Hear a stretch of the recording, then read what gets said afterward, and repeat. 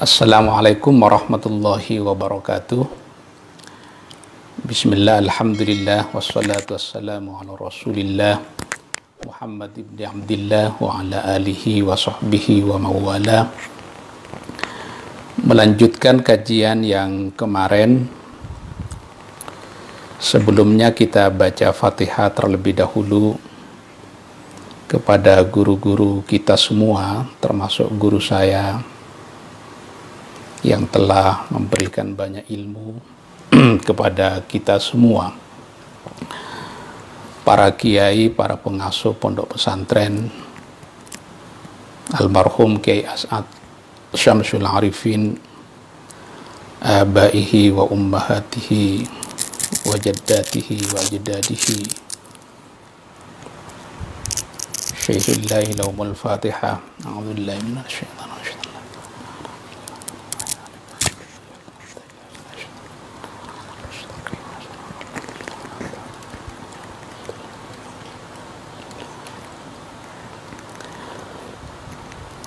Sekarang kita akan membahas ayat Dzalikal kitabu la raiba fihi hudan lil muttaqin.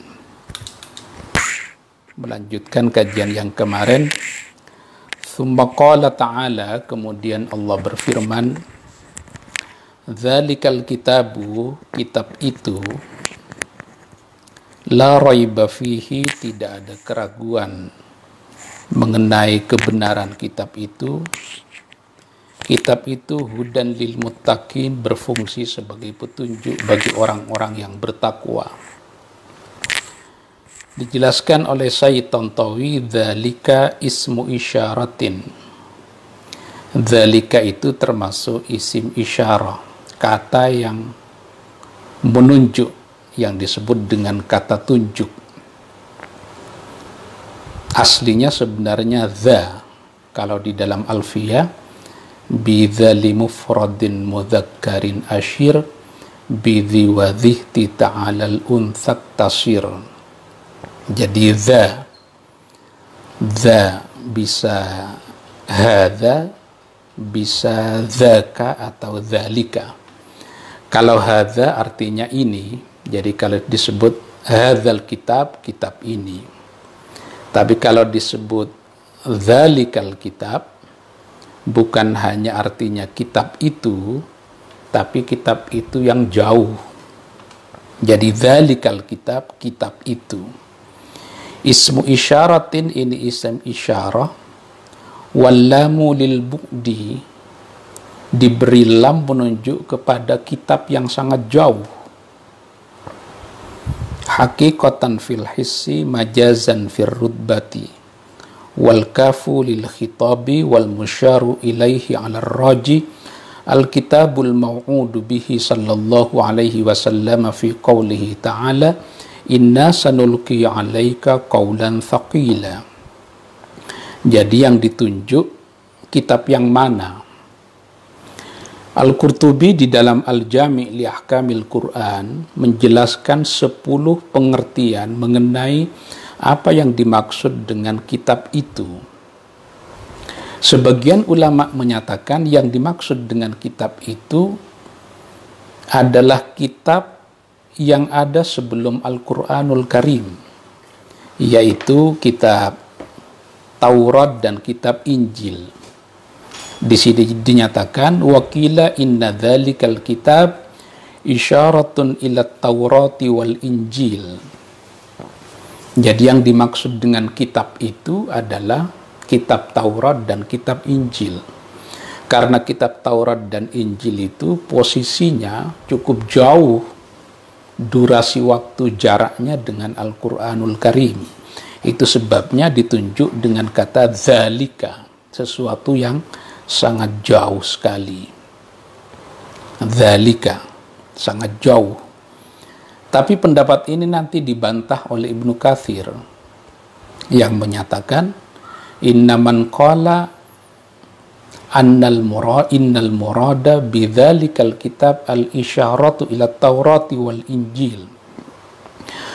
Siapa saja yang menyangka bahwa yang dimaksud dengan dzalikal kitab adalah kitab Taurat dan Injil, kata Ibnu Katsir, itu takallufu ma la ilma lahu bihi, itu memaksakan pendapat yang tidak ada dasarnya.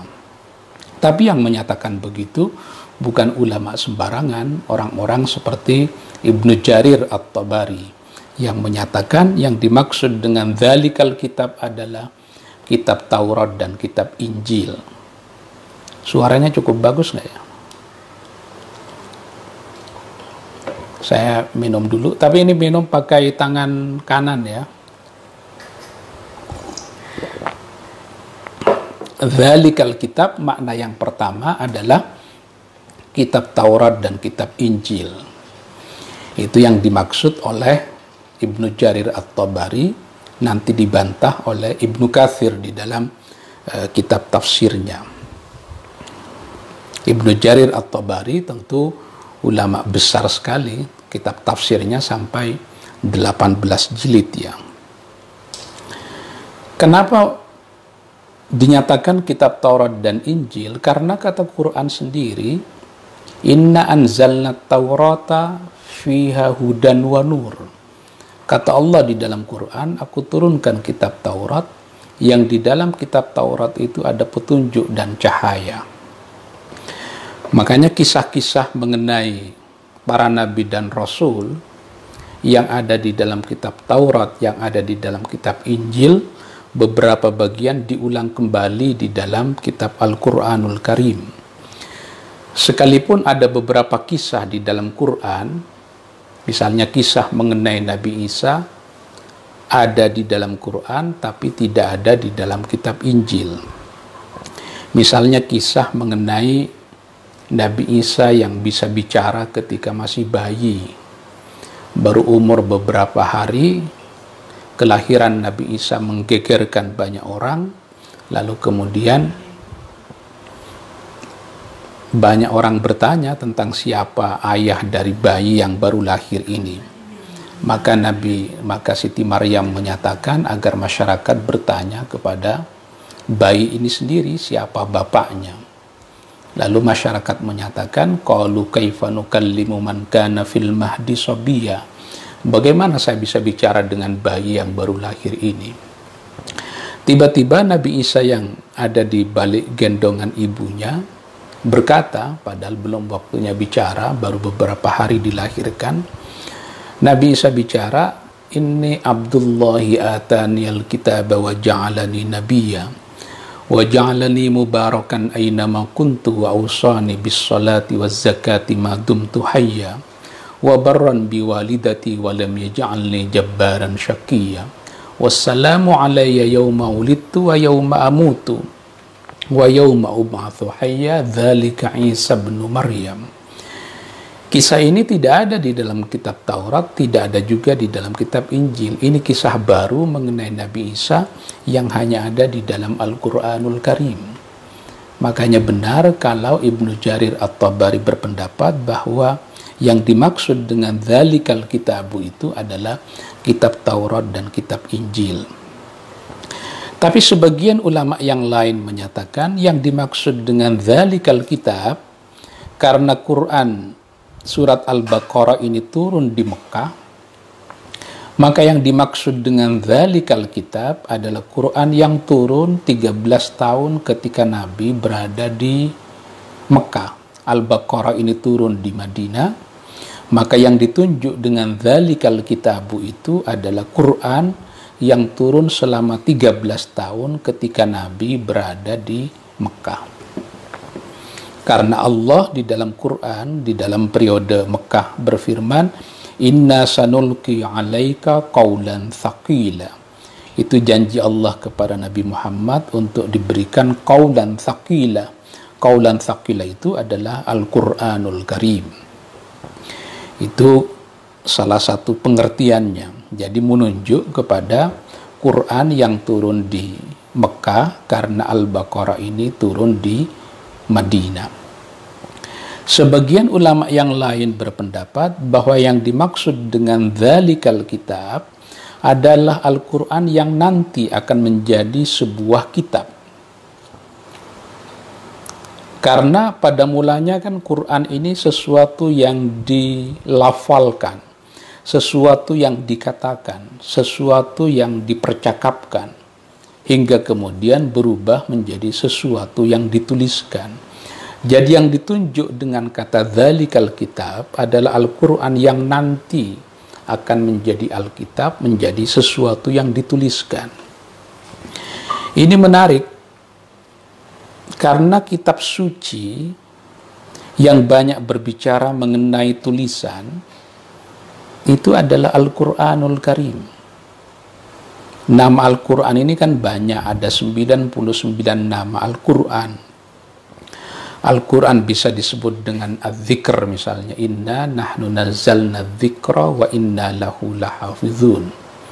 Tapi Quran juga menyebut dirinya Alkitab. Di dalam surat Al-Baqarah ini, Quran memperkenalkan dirinya dengan Alkitab, sesuatu yang dituliskan. Kata para ulama, al-qira'atu saydun wal kitabatu qaidun. Bacaan itu seperti binatang buruan, dia bisa lepas. Wal kitabatu qaidun, maka tulisan itu sebagai tali agar bacaan itu tidak hilang.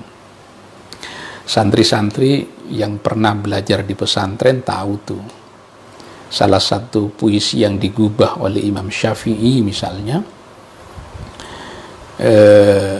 al-ilmu saydun wal kitabatu qaiduhu qayyid suyudaka bil hibalil wathiqa faminal hamaqati antana la ghazalatan, ada yang menyebut antasida ghazalatan wa tafukkaha bainal khalaiqi talika. Al-ilmu saydun, jadi kitab apa? Ilmu itu seperti binatang buruan. Wal kitabatu qaiduhu, tulisan itu adalah talinya, pengikatnya. Maka qayyid suyudaka bil hibalil wathiqa, maka ikatlah binatang buruanmu itu biar tidak pergi. Faminal hamaqati, sungguh sebuah kebodohan, antana la ghazalatan, kita memperoleh kijang, wa tafukkaha, kemudian dilepas kijang itu begitu saja tanpa diikat.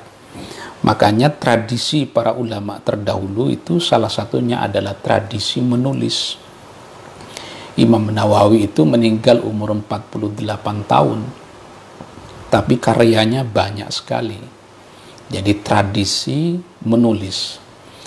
Kata Abu Hurairah, ma a'lamu ahadan min ashabi Rasulillah aktsara haditsan minni. Saya tidak menjumpai seorang sahabat yang paling banyak meriwayatkan hadis selain saya, kecuali Abdullah bin Amr bin As. Karena kata Abu Hurairah, Abdullah bin Amr itu yaktubu wa la aktub, dia rajin menulis, sedangkan saya tidak rajin menulis. Itu Abdullah bin Amr. Kalau kita belajar ilmu hadis, ada yang disebut dengan al-abadilah al-arba'ah. Ada 4 Abdullah yang menjadi rujukan utama di dalam studi-studi keilmuan. Yang pertama adalah Abdullah bin Amr bin As, ini yang tadi disebutkan. Yang kedua adalah Abdullah bin Abbas. Abdullah bin Abbas ini anak dari Al-Abbas. Jadi Abdullah bin Abbas sepupu dengan Nabi, karena Al-Abbas itu adalah paman Nabi. Abdullah bin Abbas kuburannya di Taif. Makanya kalau kita menyebut Abdullah bin Abbas radhiyallahu anhuma, sekaligus kita mendoakan bapaknya Al-Abbas, 2 orang yang berjasa besar di dalam Islam. Abdullah bin Amr, Abdullah bin Abbas, Abdullah bin Zubair bin Awam. Abdullah bin Zubair itu orang yang penting juga kedudukannya di dalam Islam. Itu kuburannya kalau kita ke Mekah berada di Ma'la ya. Mungkin sekitar 3 meter jaraknya dengan kuburan Syekh Nawawi Banten. Dekat tuh. Yang keempat adalah Abdullah bin Umar anak dari Umar bin Khattab. Itu tokoh-tokoh penting kalau kita belajar mengenai sejarah para sahabat ya. Al-Abadilah, Al-Arba'ah. Ini anak-anak semuanya tapi berperan cukup penting. Abu Hurairah memberikan pengakuan cukup baik mengenai Abdullah bin Amr bahwa salah seorang sahabat Nabi yang paling banyak meriwayatkan hadis dan menulisnya dengan baik adalah Abdullah bin Amr. Jadi mencatat itu menjadi penting, menulis itu menjadi penting. Kata Asy-Sya'bi, kullu ma sami'tuhu katabtuhu, setiap apa yang aku dengar aku tuliskan. Tapi belakangan biasanya orang yang banyak bicara karena sibuk ceramah itu tidak banyak menulis, dan biasanya orang yang banyak menulis tidak banyak ceramah. Agak jarang ulama-ulama seperti ulama zaman dulu yang memiliki karya-karya yang cukup besar. Ada ulama Nusantara seperti Syekh Yasin Al-Padangi misalnya, meninggal 1985, itu memiliki karya yang cukup banyak. Syarah Sunan Abi Daud yang ditulis oleh Syekh Yasin Al-Padangi itu sebanyak 32 jilid, padahal karya dia 112 judul kitab. Dzalikal kitabu adalah nama lain dari Al-Quran. Karya ini diperkenalkan dengan kata-kata Alkitab, yaitu sesuatu yang dituliskan. Qala sahibul kasyaf, berkata sahibul kasyaf yang memiliki tafsir Al-Kasyaf, Az-Zamakhsyari, fa in kulta, kalau kamu berkata akhbirni an ta'lifi dzalikal kitab ma'a alif lam mim, kultu atau kulta in ja'alta alif lam mim isman lis-surati fa fit ta'lifi wujuhun. Ini mengenai kedudukan dzalikal kitab itu. Kalau dikaitkan dengan alif lam mim, apakah kedudukannya sebagai predikat atau sebagai subjek? Ini ada beberapa pendapat. Ini mungkin berguna buat para pelajar Islam. Yang pertama, ayyakuna alif lam mim mubtada'an wa dzalika mubtada'an tsaniyan. Yang pertama, alif lam mim itu adalah mubtada, sedangkan dzalika itu adalah mubtada yang kedua, baru alkitabu adalah khabar. Jadi alif lam mim menjadi mubtada, menjadi subjek yang pertama, dzalika menjadi subjek yang kedua, alkitabu itu menjadi predikat. Adapun alif lam mim, dzalika itu, alkitabu adalah alkitab, wal jumlatu khabarul mubtada'il awal, dzalikal kitab itu akhirnya menjadi khabar dari mubtada yang pertama. Ini bagi yang akrab dengan gramatika bahasa Arab mungkin ada gunanya ya. Tapi pasti bacaannya dzalikal kitabu, karena posisinya adalah rafa, tidak mungkin dibaca dzalikal kitaba. Dzalika al-kitabu, dzalika isim isyarah, kata tunjuk.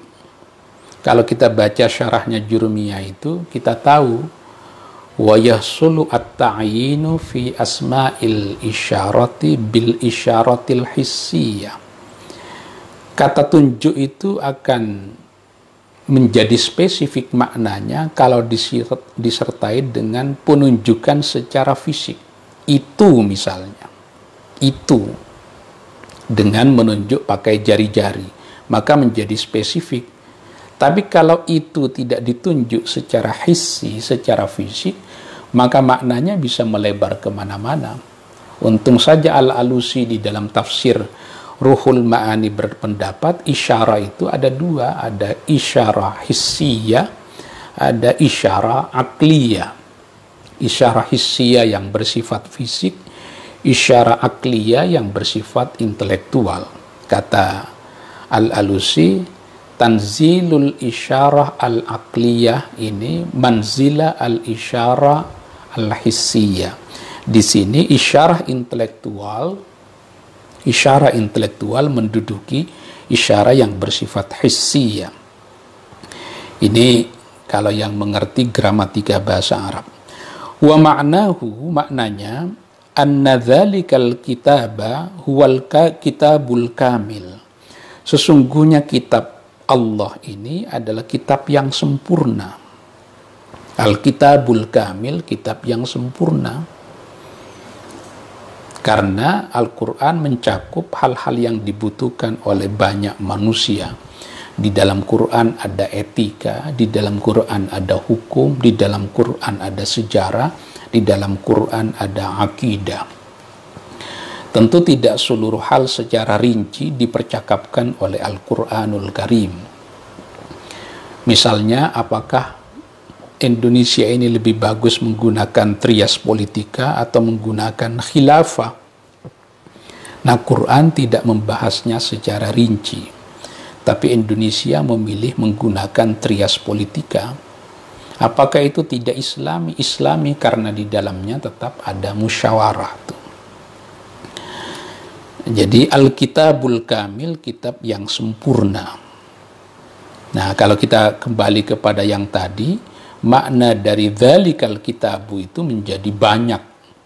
Pertama adalah dzalikal kitabu menunjuk kepada kitab Taurat dan Injil. Ini pendapat Ibnu Jarir At-Tabari yang dibantah oleh Ibnu Katsir.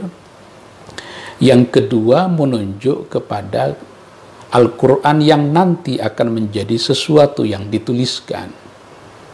Yang ketiga, karena ini adalah turun ketika Quran Al-Baqarah ini adalah turun di Madinah, maka yang ditunjuk adalah Al-Quran yang turun di Mekah. Ini yang ketiga. Yang keempat, dzalikal kitabu itu menunjuk kepada Al-Quran yang ada di Lauh Mahfuz, yang ada di sisi Allah. Karena Allah berfirman di dalam Quran, hadza kitabun anzalnahu ilaika. Ini adalah kitab yang aku turunkan kepada engkau Muhammad. Berarti kitab yang ada di sisi Allah Subhanahu wa ta'ala. Itu kira-kira 4 dari 10 penafsiran mengenai apa yang dimaksud dengan dzalikal kitabu, kitab itu. Kalau itu dibahas semua, saya kira akan panjang pembahasannya. Dzalikal kitabu, dibaca al-kitabu menjadi ataf bayan atau menjadi badal. Jadi karena posisinya rafa, maka al-kitabu itu mengikuti posisi dzalika. Karena dzalika itu mahalnya rafa, maka al-kitabu dibaca rafa. Kata Ibnu Aqil, kullu ma jaza an yakuna atfa bayanin fajaza ayyakuna badalan. Segala sesuatu yang bisa dijadikan ataf bayan, maka bisa juga dijadikan sebagai badal. Jadi al-kitabu bisa menjadi badal, bisa menjadi ataf bayan. Wal kitabu masdaru kataba. Kitab itu adalah masdar dari kataba, kal katbi. Seperti kataba yaktubu katban wa kitaban wa kitabatan. Wa aslul katbi, makna dasar dari al-katbu, kitab itu adalah dhammu adimin ila adimin bil khiyatah, bil khiyatati. Menggabungkan kulit yang sudah disamak dengan kulit lain yang sudah disamak bil khiyatati, dengan jahitan. Maka jadilah jaket kulit kalau di Indonesia. Itu namanya Alkitab. Wastu'mila urfan, kitab itu juga bisa diartikan secara uruf, tradisi, fi dhammil hurufi ba'diha ila ba'din bil khatti, menggabungkan huruf dengan huruf lain sehingga membentuk satu kata, lalu membentuk satu kalimat. Itu juga disebut dengan Alkitab. Jadi az-dhamm, kalau kita baca kitab Fathul Qarib, an-nikahu lughatan az-dhamm wal jam'u, menggabungkan dua tubuh seakan-akan menjadi satu tubuh. Itu juga az-dhamm. Tapi nikah tidak bisa disebut kitab dalam pengertian yang ini. Wa urida bihi huna al-mandzubu ibaratan qabla an tanzamma hurufuhu allati yata'allafu minha fil khatti, dan seterusnya. Jadi kitab itu kalau kita buka Lisanul Arab yang ditulis oleh Ibnu Mandzur, ini kamus bahasa Arab yang tebal sekali, 8 jilid ya, satu jilid sekitar 800 halaman, itu bisa menjelaskan banyak sekali pengertian dari kata yaktubu, katban, wa kitaban, wa kitabatan. Nanti apa bedanya antara masdar dengan isim masdar? Alkitabu itu masdar atau isim masdar? Biasanya dibedakan tuh. Misalnya satara yasturu sitran wa satran. Satara yasturu itu artinya menutup. Kalau satran itu proses menutup yang seperti ini, namanya satran. Nah, tutupnya ini disebut dengan asitru, tutup namanya. Nah, alkitabu itu adalah bisa masdar, bisa isim masdar. Bahkan kata Ibnu Mandzur, kalau disebut kata alkitab secara mutlak tanpa embel-embel apa-apa, maka yang dimaksud dengan alkitab itu adalah kitab Taurat. Tapi di Indonesia yang lazim menyebut Alkitab itu adalah orang-orang Kristen, menyebut kitab sucinya sebagai Alkitab. Walaupun di dalam Alkitab itu ada perjanjian lama dan ada perjanjian baru. Dzalikal kitabu la raiba fih. Ini kalau kita baca tafsir Ibnu Katsir, itu redaksinya ada ulama yang membaca alif lam mim dzalikal kitabu la raiba titik fihi hudan lil muttaqin. Tapi pendapat ini tidak dipilih oleh Ibnu Katsir. Pendapat jumhur berkata dzalikal kitabu la raiba fihi, ada spasi di situ, baru kemudian hudan lil muttaqin. Dzalikal kitabu la raiba fihi, la raiba itu artinya sama sekali tidak ada keraguan menyangkut Al-Quran yang datangnya dari Allah. Di dalam surat As-Sajdah dinyatakan tanzilul kitabi la raiba fihi min rabbil alamin. Tanzilul kitab, memang kitab itu diturunkan dari Allah. La raiba fihi, tidak ada keraguan bahwa Al-Quran itu min rabbil alamin, dari Allah subhanahu wa ta'ala. Tidak ada keraguan, la raiba fihi. Ada ulama yang menyuguhkan bolehnya dibaca dengan bukan la raiba tapi la raibun. Ini maknanya tentu berbeda sekali. Kalau kita menyebut la rajula fiddari dengan la rajulun fiddari, maknanya berbeda. Kalau la rajula fiddari, di dalam rumah itu sama sekali tidak ada laki-laki. Mau satu, mau dua, mau tiga, nggak ada laki-laki di dalam rumah itu. Tapi kalau la rajulun fiddari, tidak ada satu laki-laki di rumah itu, yang tidak ada satu laki-laki. Mungkin dua ada, mungkin tiga laki-laki ada. Itu bedanya la yang ta'malu amala inna, membaca la raiba linafil jinsi, dengan la raibun yang ta'malu amala laisa. Tapi ulama jumhur lebih cenderung berpendapat la raiba fihi, tidak ada keraguan menyangkut kebenaran Al-Quranul Karim, bahwa itu dari Allah. Warraibu fil asli masdaru rabahu al-amr idha hasala indahu fihi ribatun. Jadi asal dari kata raib itu dari kata raba yaribu raiban. Kalau raba yarbu rabuan riban, beda itu. Kalau ini raba yaribu raiban, artinya apa? Keraguan itu. Qalakun nafsi. Kalau qalik itu isim fa'ilnya, kalau qalak itu masdarnya. Qalakun nafsi, kegusaran jiwa, wattirabuha, keguncangan jiwa. Jadi orang yang galau karena di dalamnya ada keraguan. Thumma stu'mila fi makna syakki mutlakan, kemudian kata raib itu diartikan dengan asyak. Asyak itu juga keraguan. Makanya kalau kita baca tafsir Jalalain itu la raiba fihi ay la syakka fi, tidak ada keraguan di dalamnya. Nah, keraguan itu bahasa Arabnya banyak. Ada al-wahmu.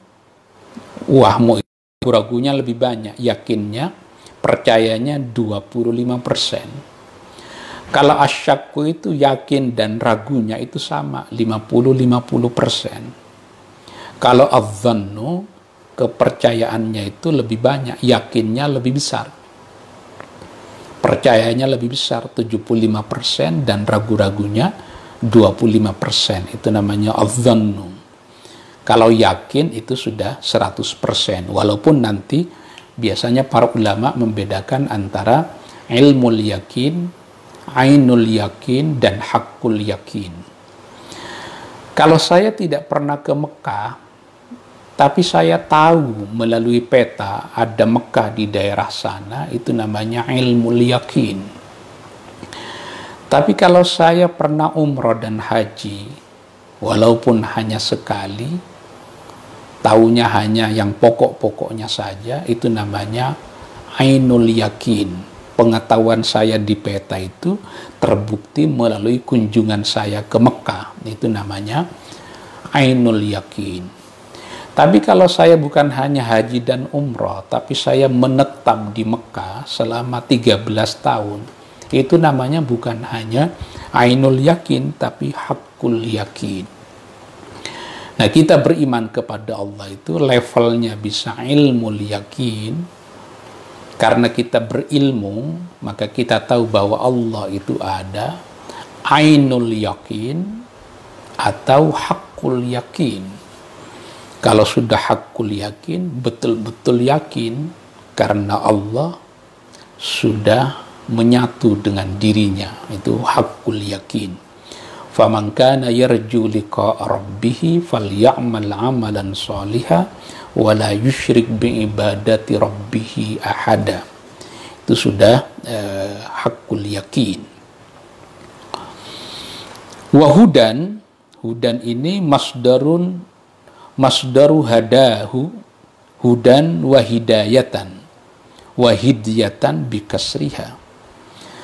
Itu hada yahdi, hudan hidayatan, wa ma'nahu ad-dalalatul musilatu ilal bughyati. Petunjuk itu, hudan itu artinya adalah petunjuk yang mengantarkan kita kepada sesuatu yang dituju, yang dicari. Wa didduhu ad-dalalu, kebalikan dari al-huda adalah kesesatan. Makanya kata Al-Quran, wa inna au iyyakum la'ala hudan au fi dhalalin mubin. Kita tidak tahu apakah aku atau kalian di dalam petunjuk Tuhan atau di dalam kesesatan. Karena Allah yang mengetahui kita ini siapa sebenarnya. Itu wadidduhu adh-dhalalu, kebalikan dari al-huda itu adalah petunjuk. Petunjuk itu, waktu saya membicarakan, menafsirkan, membaca tafsir surat Al-Fatihah, dijelaskan mengenai macam-macam petunjuk. Nabi pernah ditegur oleh Allah, innaka la tahdi man ahbabta walakinallaha yahdi man yasha. Engkau Muhammad tidak bisa membuat orang itu beriman atau tidak. Itu adalah hak prerogatif Allah. Nabi tugasnya hanya menyampaikan. Lasta alaihim bimusaitir. Engkau Muhammad bukan untuk memaksa orang lain agar masuk ke dalam Islam. Bahkan kata Allah di dalam Quran, la'allaka bakhi'un nafsaka ala atharihim illam yu'minu bihadal hadithi asafa. Apakah engkau Muhammad akan menyiksa diri kamu sendiri karena mereka tidak beriman? Tidak boleh begitu. Jadi hidayah ini Allah yang menentukan. Dzalikal kitabu la raiba fihi, wal makna dari dzalikal kitabu ay dzalikal kitabul kamilu, kitab Al-Quran Al-Kamilu yang sempurna. Wa huwa Al-Quranul Karimu, itu adalah Al-Quranul Karim. Laisa mahallan li an yartaba aqilun, tidak ada tempat bagi orang yang berakal untuk ragu mengenai kebenaran Al-Quran.